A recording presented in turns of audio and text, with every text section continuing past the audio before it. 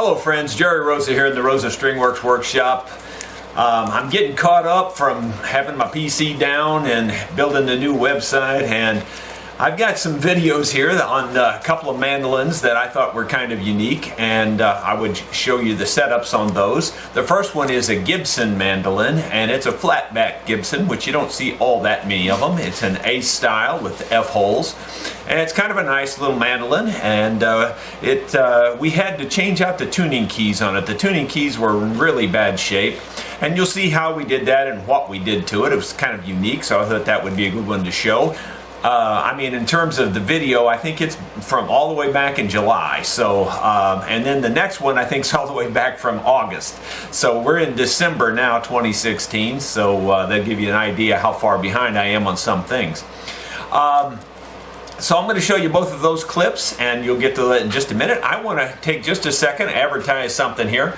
I'm a GHS string dealer, and I can get you all the GHS strings you want, whether they're acoustic or electric or anything. But one thing that I recommend on a lot of mandolins, especially mandolins when you're looking for a woodier sound and you're not getting it out of your mandolin, well, here is the answer to the problem. And you know, I know this looks like a sales pitch and all that, and you know, but I put these on every tinny, thin sounded mandolin that comes in the shop, and people just think it works miracles. So if you haven't tried them, you should try these. These are LS250s by GHS, and they're basically a silk and steel mandolin string. Now, obviously the A's and the E's are not going to be wrapped anyway, so they're just plain steel. But the D's and the G's are wrapped with the a softer wrapping, and they've got the silk inside there too. The gauges on them, just so you know, are okay, they're 11, 16s, 26, and 40, which is basically the same as your A270 GHS, and it's also the same as your J74 D'Addario. And those are all strings that I recommend, and those gauges are what I recommend. So this has got the perfect gauge in addition to the fact that it's got that softer sound. So if you're looking to change the sound of your mandolin, this is the string to do it. I promise you, I wouldn't push it if I didn't truly believe it. I'm going to make these available on my website. Now, you won't find them there immediately. Keep in mind, this is like December 4th, I think, today. So I think it's actually Sunday, December 4th. I'm so far behind, I don't even look at the calendar. So, and being retired, who cares, right? So, anyway. I will make these available on my website in the very near future. I want to wait till I get some more in stock. People tell me they can't find these, is the reason I've decided to go ahead and put them on my website. And I'll put them out there as reasonable priced as I can. You know, I have to make a few dollars or there's not any point in doing it.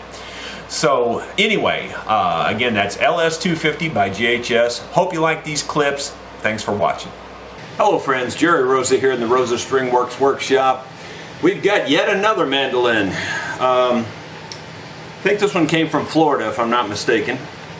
And it's got a number of issues. I'm only going to show you a before and after on this one. You can see how the bridge is really leaning forward. As a matter of fact, the back edge of it's off the top. That was one of the complaints. The other major complaint is that the tuning keys are very hard to turn, especially on the A's, he said. And there's some very minor cracking on the instrument, but I don't think there's anything there that I can address. It all looks like it's been taken care of at one point in time or another. And you can tell the back has been off of it before, but you know, otherwise that's about it. You know, it's going to have a setup. We're going to do a good setup to make it play good and set the intonation correctly and all that. I haven't even checked the intonation on it or anything at this point. But anyway, it's an old Gibson. It says, does it have a label? No, I don't see a label in it, unfortunately. But there's a number here. It looks like 1.146B, and maybe a 20, and that looks like that might have been penciled in on the end of it there. That's the best I can come up with as far as numbers and everything. But we'll fix her up, give you a little bit of a review at the end. Well, I've just about got this Flatback Gibson back in shape. We've got the new tuning keys on it. We have, and they look nice. That's the those vintage style tuning keys from Mac. And I had to turn them around upside down and backwards because the way they're designed, the posts are supposed to be above the worm gear. I had to put them below the worm gear because it ran it off the bottom of the peg head here. Plus, the pegs weren't centered. So this was an unusual peg spacing on this Gibson, by the way. It was exactly halfway between the old ones and the new ones. And I'm going off the top of my head now, and I don't remember the exact numbers, but I think it was like 0.931 and 0.907 or something like that. Is like the old ones, I'll get this wrong probably. I think the old ones were 931 and the new ones were 907, and that could be vice versa. But anyway, these were exactly halfway between that. I mean exactly. They were like 914 or 915 or something like that. And they were 12 off one way and 13 off the other way is the best I remember it. So they were 12 off on these vintage tuners, so I thought, well, I'll go ahead and get those.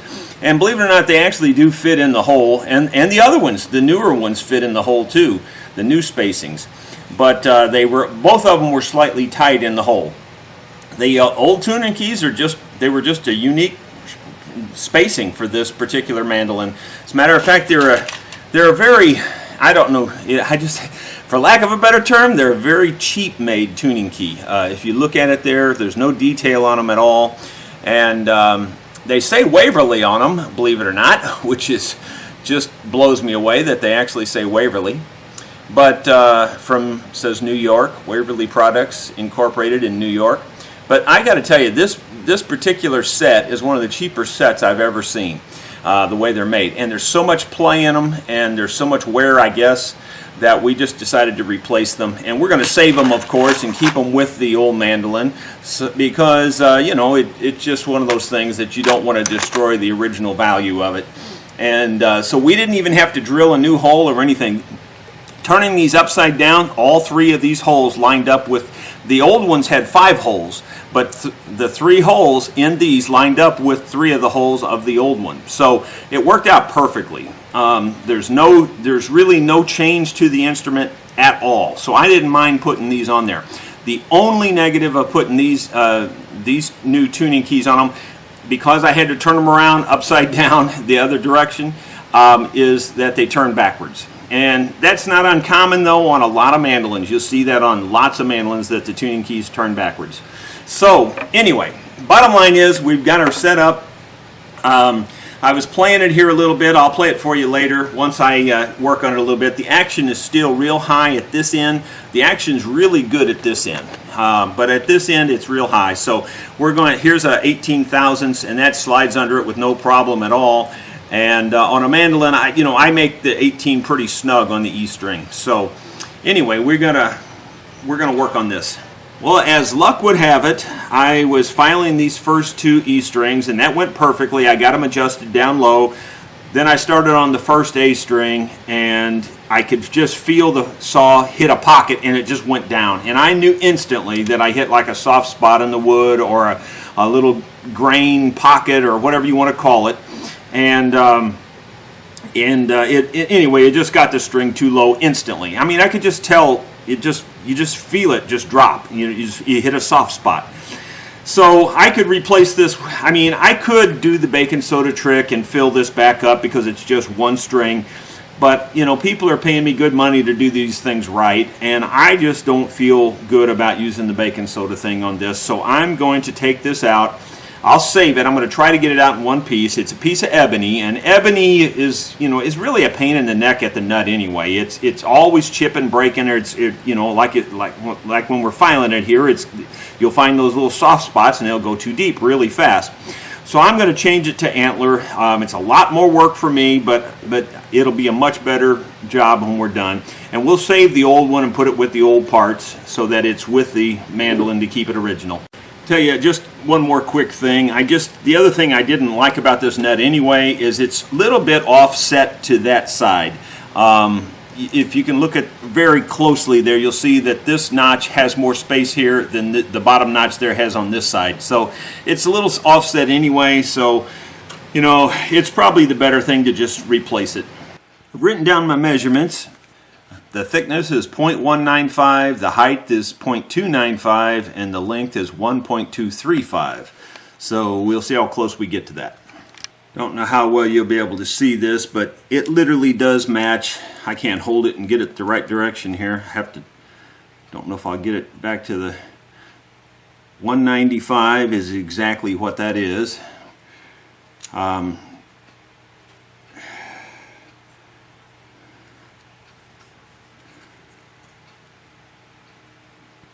295 is exactly what that is. And 1.2, I'm actually showing 1.234, so I'm a thousandth off that way. That's pretty close. I mean, you know, when most woodworking is done in sixteenths, we're on all three measurements, the most I show off is 1,000th of an inch, so that's pretty close. I'd say we're within the ballpark.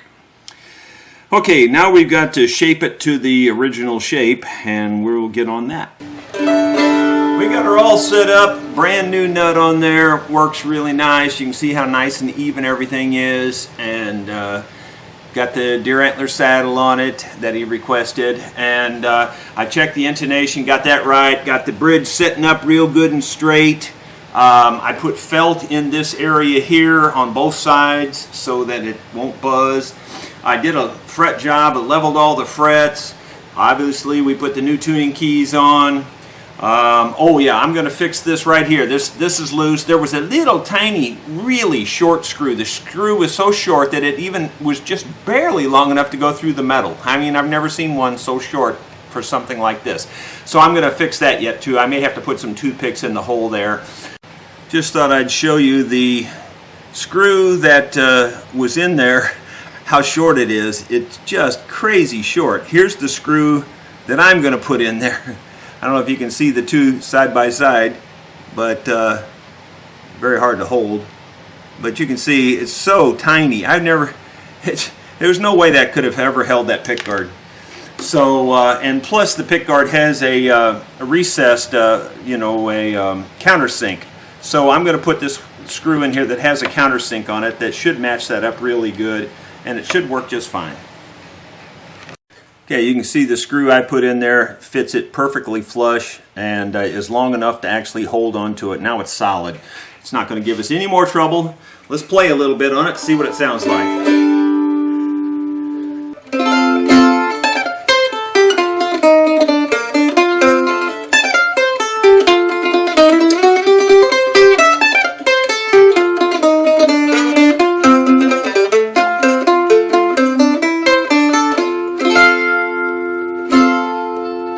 It's got a nice sound. It's got a little different sound than what I'm used to with that flat back and everything.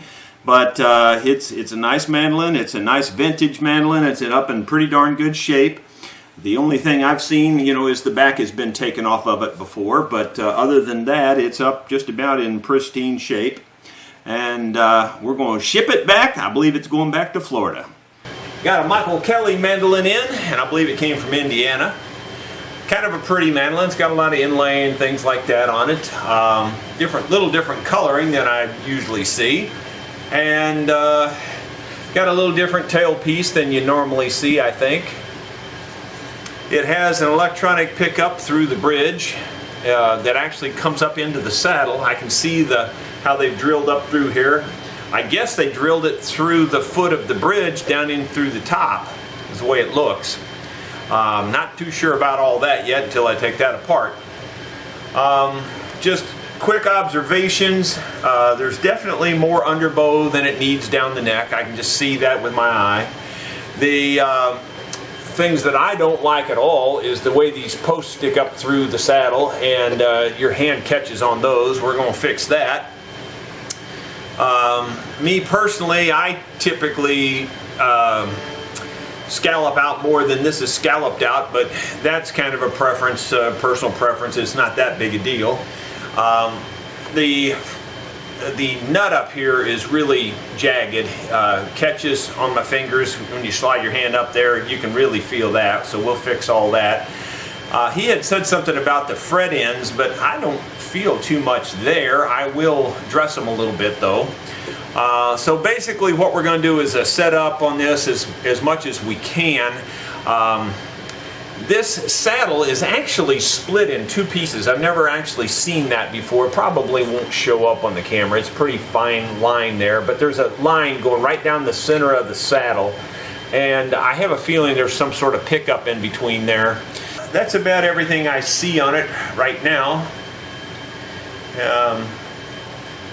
The string action's a bit high, so we will get that lowered down. I didn't check intonation, but I mean, it may be fine, but often they're not in the right place. But let me just check it real quick.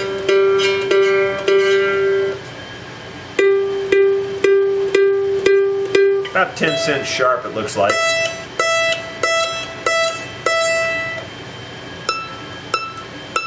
Wow.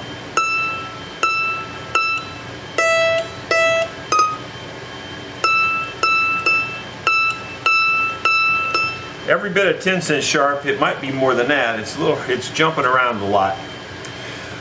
Okay, well, we've got a work cut out for us. We're going to take her apart here, and we know what we got to do, and we'll get her all set up. And I'll highlight little pieces of this. I'm not going to show all the steps because I've done it many times. Well, I wasn't wrong about the underbow and the neck. The truss rod was very loose on this, and I mean, it was like completely loose. So loose it could have even been rattling for all I know. And anyway, so I'm just snugging it up. I don't go crazy tight with them. I just looking down the fretboard to see if I get it flat. I basically just want it just about flat. The string tension will pull a slide underbow in it.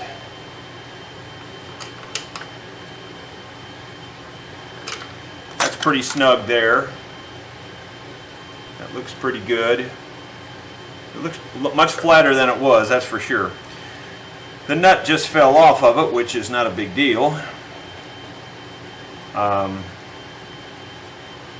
It feels and looks fine. I don't typically change the nut unless there's a problem, a real distinct problem with the nut. It's a plastic nut. You know, some people say that changing it to bone or antler really makes it sound much better. In my opinion, I don't think so. I don't hear much difference on the nut end. Pretty much, unless you're playing an open string, the nut is, you know, not even in the picture anyway. If you're playing a closed string, the nut has nothing to do with the sound of the note. So, you know. So unless you're playing pretty much a lot of open strings, you're not going to hear any difference on the nut at all. So to me, it's just if I do have to change it, I always do change it to bone or antler. So I'm just checking the fit here. It seems to be fitting up pretty fine. I don't see any problem with the fit. The only thing I don't like is the corners, and while I've got it loose, I'm going to go ahead and get rid of the corners off of this nut.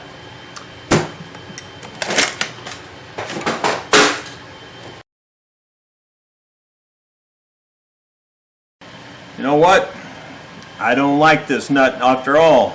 It's some kind of very hard plastic. It doesn't even hardly file. I mean, it files, but it's extremely hard. I think I am going to go ahead and put bone on there. I've got the deer antler blank roughed out. I'm just filing a little bit of the profile into it here.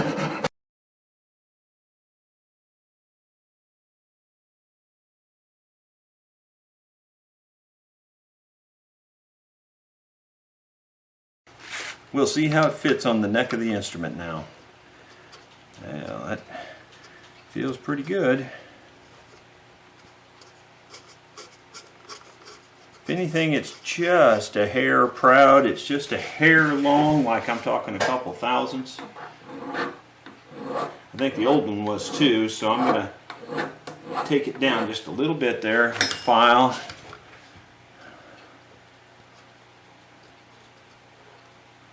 still just a hair proud on that one corner.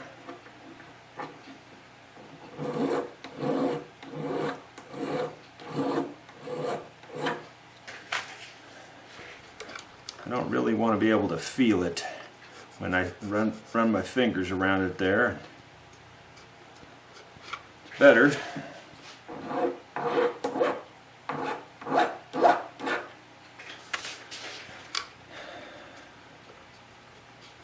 Well, that's pretty close to perfect right there. Like I always say, if it was any better, it would be perfect. Then it wouldn't look like I did it. So here we go. We're going to glue that on there, and then we'll cut the slots.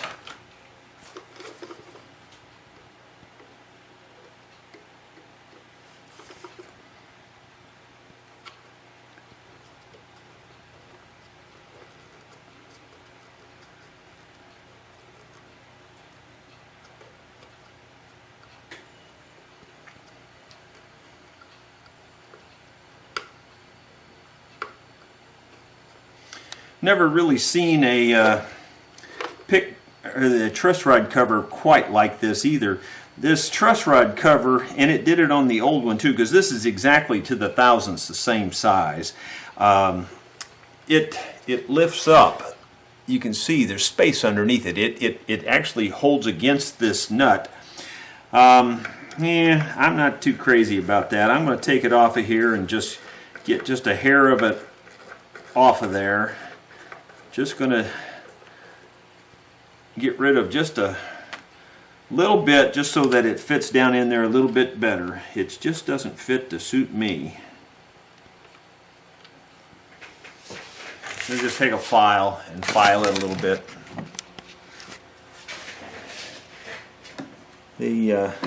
What I'm going to do is clamp it in this little tiny vise and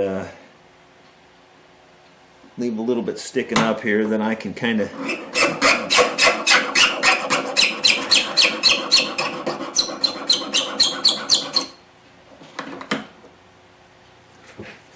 gauge how much I'm taking off. I'm a magician. That was perfect.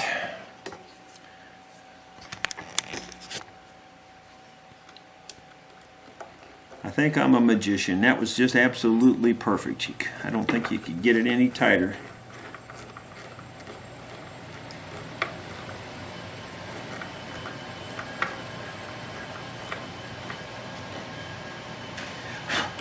See, now it fits up snug, and you can see it is absolutely tight against there. So that's the way we want it. That looks much better. Okay, we'll start spacing out these strings. And before we do the strings, I just noticed, here's what I was talking about the bridge and the two-piece saddle. That just came out of there. Don't know where that came out of for. I guess it was just a spacer under that, looks like it was just a spacer underneath the pickup, so that the pickup rides on this, I suppose. Wow. Never seen one made like that before. Gotta be honest, I'm not crazy about that design. There's a couple of real problems with this design. One is, as you can see, it's drilled through the top and it comes there. Okay, so how do you adjust your intonation? You don't. You cannot move this bridge because of that. So for me, right away, that design is not my thing. I would not do it that way. You know, you can sort of fudge it back a hair just because you can go to the hole's got a little bit of slop in it, but that's all you get. And we'll do the best we can with that, but I don't like it. Right now we're going to work on the nut end. Use my trusty little gauge that I've been using for 1,000 years. Alright, I exaggerated just a little.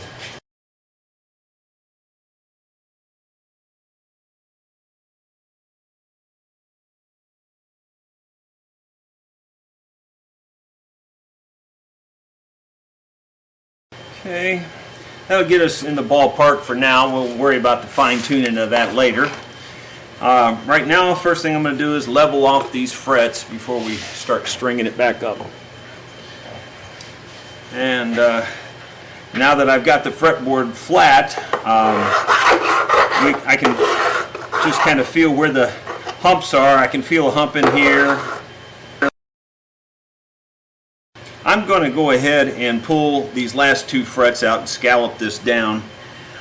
He's going to like that a lot better. It's just awkward, and it's going to look better too, I think. You can see I removed those 2 frets. Nothing to it, just pop them out. I will say the slots look like they're cut really deep, so we may end up having to do a little fill there. We may not be able to get that tapered down as much as we want, but we'll make it work one way or the other. I've probably shown this many times, but I'll go ahead and show it again in case you're interested.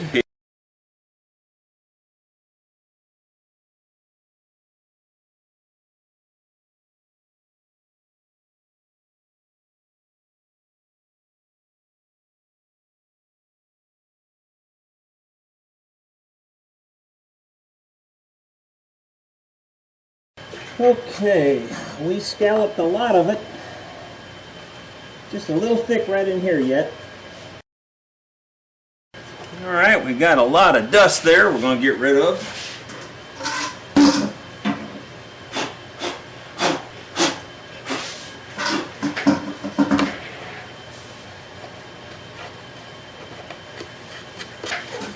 Now we'll take a razor blade and smooth that out and get rid of those little sanding marks.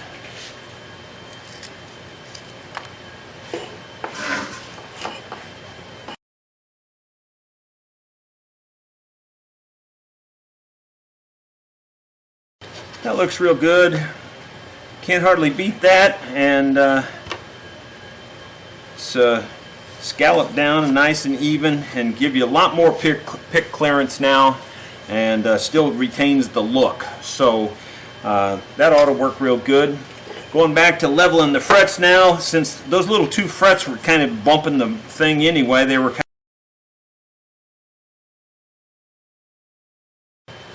you can see some of them are quite a bit flatter than others, and that just goes to show that there was a lot of variation in here. There was a lot of hump right in here.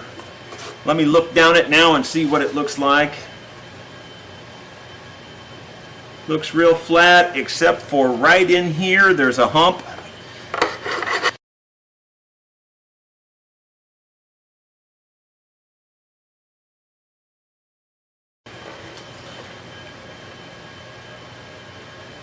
Look down it again, looks very good that time. There's no straighter line than line of sight, and that's what I use. Now I'm going to corner these, get rid of the sharp corners. Up here they're really sharp, sticking out, so, but I don't think he was feeling them up here.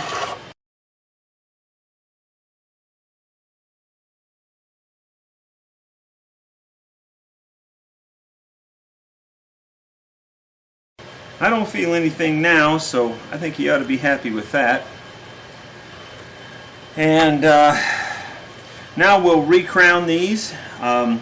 It's funny, like I said, you know, some of them, like this one here, you can see was filed on this edge, but it almost nothing right here in the middle, a little bit on this edge. So yeah, the fretboard wasn't very level, but that gets them pretty level that way. I'm not going to show the entire recrowning since you've seen this on many other videos. Just do 1 or 2 and then we'll bring you back when we're done. Okay, I'm going to take a 600 grit and just buff the frets lightly. This makes them all look uniform. You don't see any sanding marks or filing marks in them then.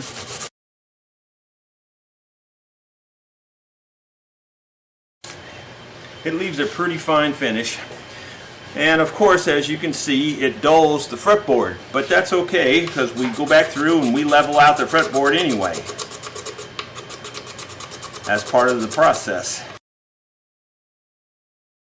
And I'm cleaning out right up against each fret now, because there's a lot of junk that gets pushed up in there whenever you do this with razor blade. So we clean right against each fret on both sides of every fret.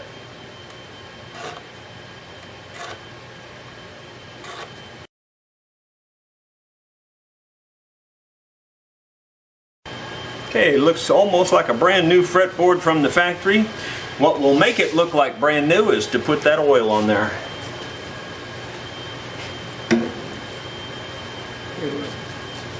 I'm going to saturate it with some linseed oil. And I don't think there's anything you can do better for rosewood, especially, than linseed oil.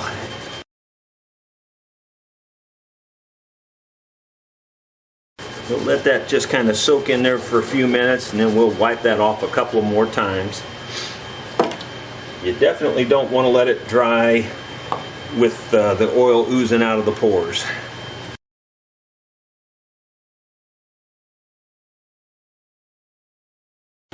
Soaking it in pretty good, so I just keep rubbing it in. I got more oil on the rag here.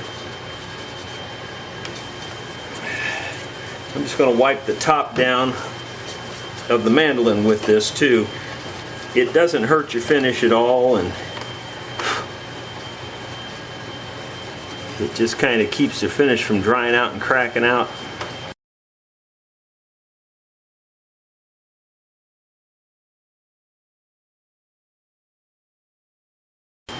And we'll just give that a couple minutes and we'll dry that all up. Okay, like I said, I've never really seen one quite made like this. It's a little different. I don't like the design of it because it's going to mute the sound some. Having that little pickup under the saddle and having that piece of plastic there to take up the space, those two combination things are just not a good combination. Well, you have to have the string tension on there to keep it there too. It just keeps picking it back up. So we'll deal with that when we get to it.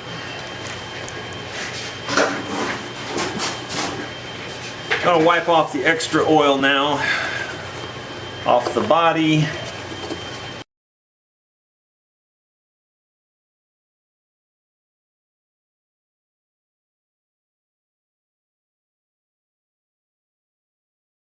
This is a radiused fretboard, but it's not as much radius as I normally see. The saddle has more radius, I believe, than the fretboard itself does.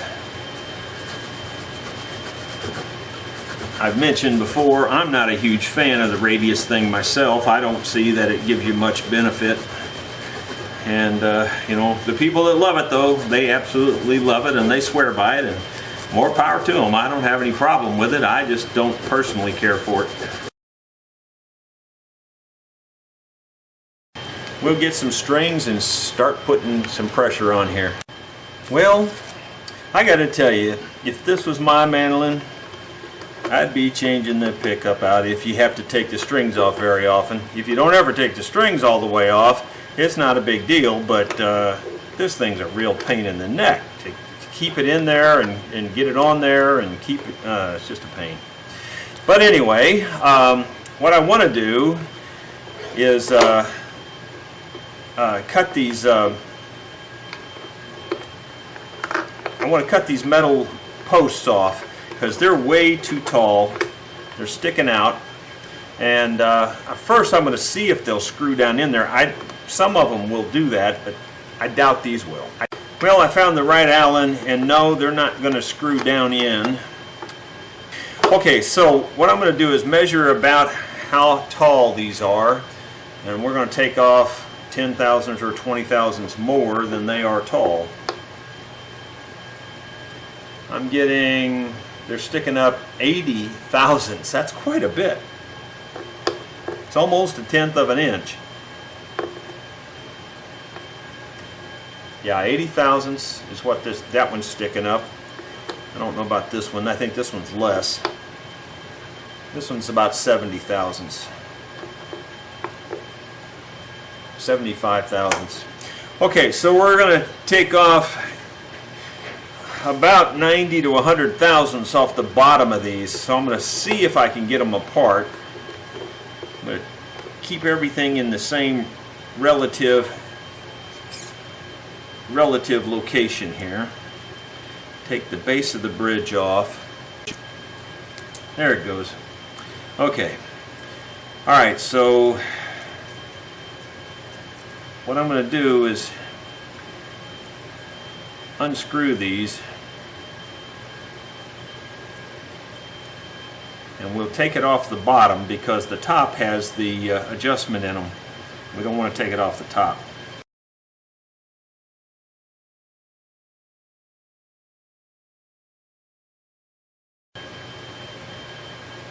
Alright, so basically I'm going to measure it, and it measures at 700, and we'll just say 785 thousandths.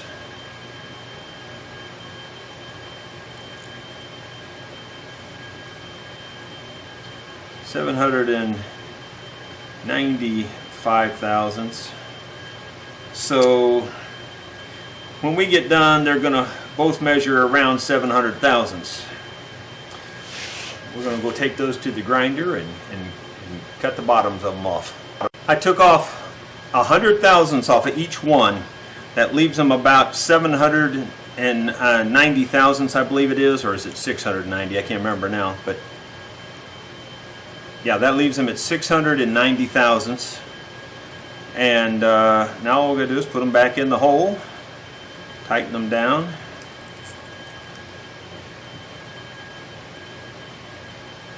This one here doesn't actually screw in, it just slides in, it looks like.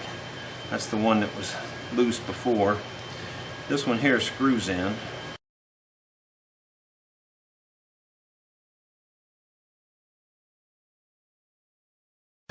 Okay, it looks good. Now this one here actually still, believe it or not, is actually still just a hair above it.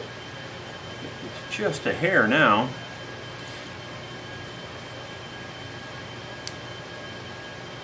See if that'll put it down.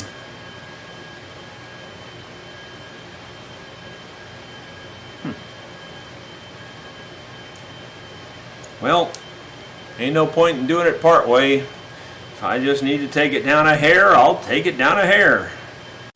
Okay, we took some more off of there, and it ought to be enough now.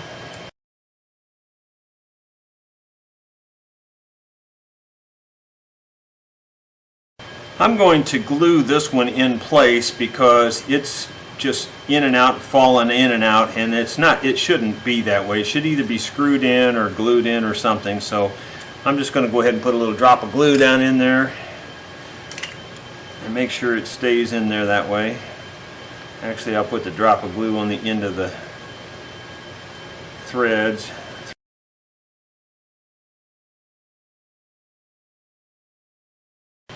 Well, I think we got that nest made. Yep, now they're just slightly below the surface when they're all the way down, so they won't be bugging anybody anymore.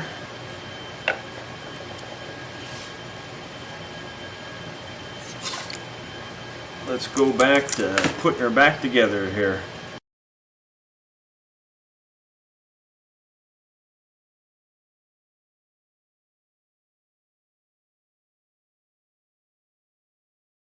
Okay, I got her in there. She's sitting down flush. Got one string on it to kind of hold it there. Now we'll put the one E string on to hold the other side. I'm using GHS A270s, which is, in my opinion, identical to the J74's Diodarios. I don't see or hear a bit, feel or hear or anything a bit of difference myself. I'm sure those companies don't want to hear that, but to me they're exactly the same string in my opinion, or as close as any two strings will ever be. And I'm not crazy about that tailpiece. That string just pops off so easy when you're putting strings on. That's not my favorite thing, but I guess if you get used to it, it's just like anything else.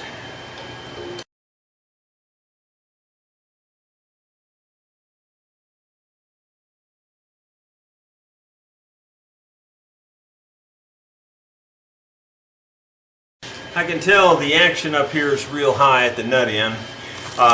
The original action, I didn't measure it, but it was very high. I put my 18 thousandths pick gauge in there that I use, and it would have gone in there twice, so it was at least probably 40 thousandths high, or it was 40 thousandths I should say, and so I usually use around 18 thousandths, so 40 thousandths is very high. So, and that's probably about where it is right now, and we're going to lower that way down. So it's going to play much easier when he gets it back.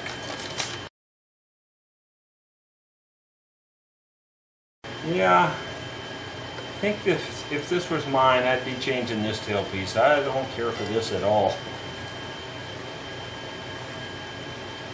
It's a very, it looks like on the surface to be a very simple tailpiece to use, very easy, but there's nothing to keep the string on there, and it just pops right back off while you're trying to adjust it. I'm not going to suggest changing the tailpiece to the customer, because all that does is just make it look like I'm trying to sell him something. But if it were mine, I would change it.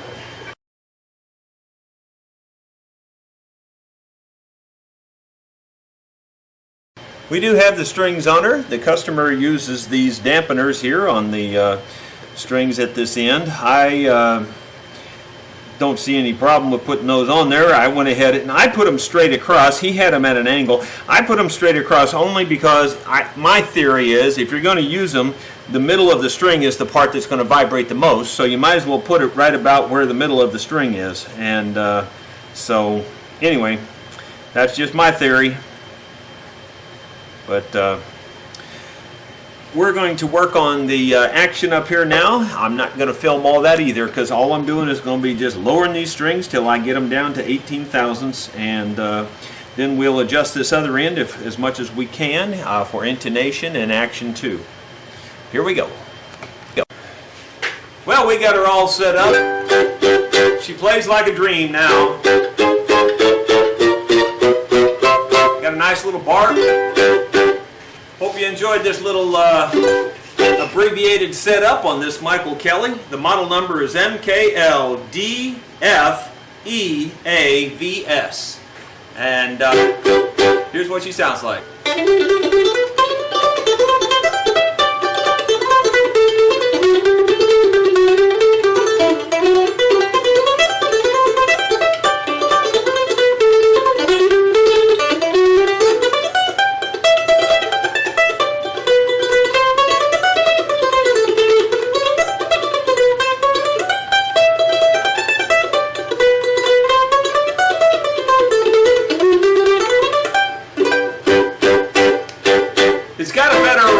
Chop, I think, than it does picking the individual notes, and that's probably due to this electronics here in the bridge. Let me just check the intonation. I slid it back as far as I can slide it back, so I can't do much more about the intonation anyway. I slid it back as far as I could. It needs to come back forward.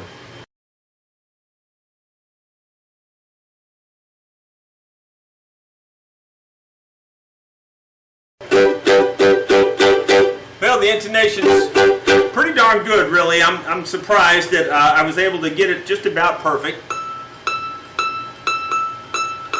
If anything, it's still just a hair sharp on the E. It's just right on the G.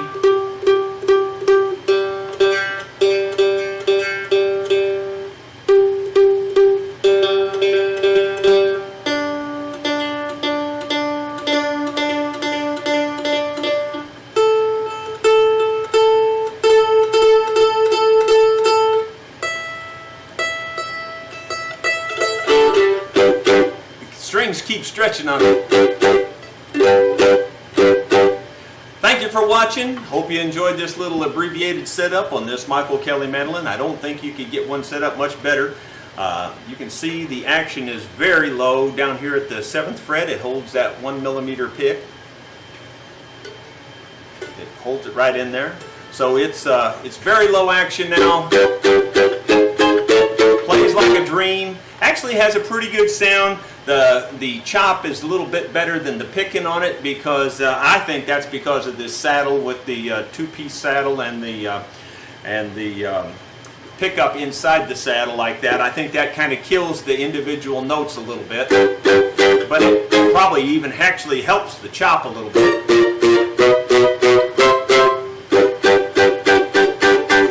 So it's got a pretty good bark to it. Tell your friends about my channel. Be sure to share it out on social media. Thank you for watching.